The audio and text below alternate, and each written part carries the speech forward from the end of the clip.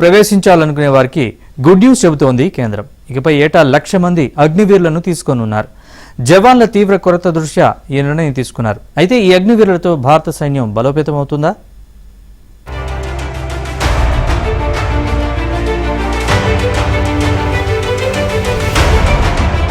సైన్యంలో చేరి దేశానికి సేవ చేయాలని యువత ఎన్నో కలలు కంటూ ఉంటారు.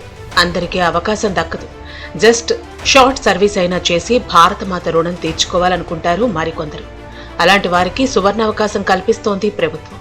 అగ్నివీర్ పథకం ద్వారా 8, 10వ తరగతి విద్యార్హతతోనే భారత సైన్యంలో ఉద్యోగావకాశాలు కల్పిస్తోంది.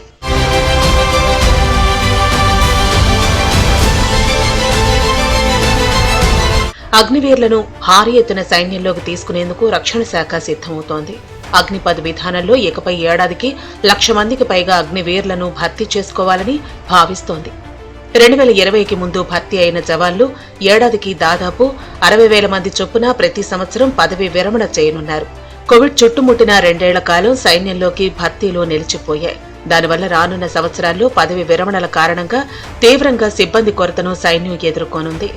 సైన్యంలో దాదాపు 1,80,000 పోస్టులు ఖాళీ అవుతాయని అంచనా. దానికి తోడు 4 ఏళ్ల కోసం భర్తీ చేసుకున్న అగ్నివీర్ల పదవీ కాలం కూడా వచ్చే ఏడాది చివరికి పూర్తి కానుంది. రక్షణ శాఖ 2022 మధ్యలో అగ్నిపథ్ పథకం తెచ్చే నాటికి త్రివిధ దళాల్లో మొత్తం 46,000 పోస్టులు ఖాళీగా ఉన్నాయి. ఇందులో ఆర్మీలోనే 40,000 మంది సిబ్బంది కొరత ఉంది.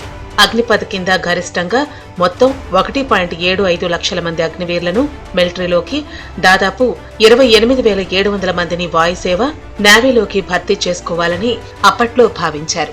అయితే రెగ్యులర్ ఆర్మీ, అగ్నివీర్ల నుంచి రిటైర్మెంట్లు పెరగనున్న నేపథ్యంలో ఏటా 1,00,000కు పైగా పోస్టులు సైన్యంలో ఖాళీ అవుతాయని తాజాగా అంచనా వేస్తున్నారు. దీంతో అదే స్థాయిలో కొత్తగా అగ్నివీర్లను భర్తీ చేసుకునేందుకు సైన్యం సిద్ధమవుతోంది. డిఫెన్స్ పెన్షనర్స్ బిల్ అది తగ్గిపోతుంది. ఎందుకంటే వీళ్ళకి కేవలం 25%కే పెన్షన్ ఇవ్వాల్సిన అవసరం వస్తుంది. మిగతా వాళ్ళకి ఇంకా పెన్షన్ ఇవ్వాల్సిన అవసరం లేదు. ఇంకొకటి ఏంటంటే ఆర్మీ ఎప్పుడు యంగ్గా ఉంటుంది. 18 ఏళ్ల ప్రాయంలో వాళ్ళు ఆర్మీ జాయిన్ అయ్యారనుకుంటే 22 ఏళ్ల వరకు సర్వీస్ చేస్తారు. సో ప్రైమ్ ఆఫ్ దేర్ యూత్లో సర్వీస్ చేస్తారు. మూడోది ఏంటంటే వీళ్ళు ప్రైమ్ ఆఫ్ ది యూత్లో ఆర్మీ ట్రైనింగ్ తీసుకుని బయటకు వచ్చిన తర్వాత వీళ్ళు దేశానికి చాలా వరకు డిసిప్లిన్, లెర్నింగ్, లాయల్టీ ఇవన్నీ ఉండడం వల్ల చాలా హెల్ప్ చేయగలుగుతారు. 7 to 8 years అంటే 28 years ఏజ్ వచ్చేంత వరకు వాళ్ళని పనిచేయడం బెటర్. దాని తర్వాత ఆప్షన్స్ ఇవ్వాలి. అంటే ఉండడానికి వాళ్ళు ఫిట్ అయితే ఉండడానికి, ఫిట్ కాకపోతే బయటకు వెళ్ళిపోవడానికి, అలాగే ఫిట్ అయినా కానీ ఒకళ్ళు బయట ఛాన్సులు తీసుకోవాలనుకుంటే వాళ్ళకి బయటకు వెళ్ళే అవకాశం ఇవ్వాలి. ప్రో రేటా పెన్షన్ ఇవ్వచ్చు, లేకపోతే కొంత మెడికల్ ఫెసిలిటీ అటువంటిది ఇచ్చి వదిలేయచ్చు పెన్షన్ ఇవ్వకపోయినా కానీ. సో దీనివల్ల గవర్నమెంట్కి ఉన్న బాధ్యత తగ్గుతుంది. తర్వాత ఈ జవాన్స్కి యూస్ఫుల్ లైఫ్ కూడా పెరుగుతుంది. ఎక్కువ మంది సైనికులు ఏకకాలంలో నాణ్యమైన శిక్షణ పొందగలిగేలా సైనిక శిక్షణా కేంద్రాల సామర్థ్యాన్ని కూడా పెంచనున్నారు. అగ్నివీర్లుగా నియమితులైన వారు 4 ఏళ్ల పాటు ఉద్యోగం చేసుకోవచ్చు. తొలి ఏడాది 30,000, రెండో ఏడాది 33,000, మూడో సంవత్సరం 36,500, 4 ఏటా 40,000 వేతనాన్ని చెల్లిస్తారు. ప్రతి నెల అందుకునే జీతం మొత్తంలో 30% కార్పస్ ఫండ్కి వెళుతుంది.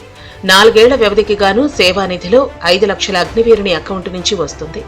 ప్రభుత్వం కూడా అంతే మొత్తం జమ చేసి 4 ఏళ్ల సర్వీస్ పూర్తి చేసుకున్న వారికి 10 లక్షల పైచిలుకు ముడుతుంది. 8వ పే కమిషన్ వేసిన నేపథ్యంలో ఈ జీతం మరింతగా పెరగనుంది.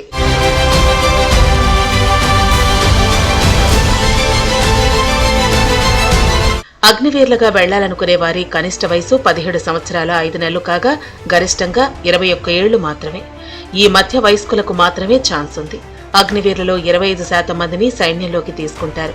4 ఏళ్ల సర్వీస్ పూర్తి చేశాక ప్రభుత్వ రంగ సంస్థల్లోనూ చేరవచ్చు. అగ్నివీర్లతో భారత సైన్యాన్ని బలోపేతం చేయాలనుకుంటోంది కేంద్ర ప్రభుత్వం. అంతేకాదు సర్వీస్ కూడా 4 ఏళ్లే కాబట్టి సేవ చేసే భాగ్యం ఎక్కువ మందికి లభిస్తుంది. సర్వీస్ పూర్తయ్యాక ఉన్నత విద్యను అభ్యసించి వేరే కెరీర్ను ఎంచుకునే ఛాన్స్ ఉంది. అగ్నివీర్ పథకం వల్ల యువతకు ఉద్యోగావకాశాలు పెరుగుతున్నాయి. సర్వీస్లో ఉన్న నైపుణ్యాలు, అనుభవంతో వారికి వివిధ రంగాల్లో ఉద్యోగాలు లభిస్తాయి. పెన్షన్ల భారం బాగా తగ్గనుంది. మారుతున్న కాలానికి అనుగుణంగా భారత సైన్యాన్ని ఎలా అప్గ్రేడ్ చేయాలనే అంశంపై చాలా కాలం చర్చ జరిగి అగ్నివీరులను నియమించాలన్న నిర్ణయం తీసుకున్నారు.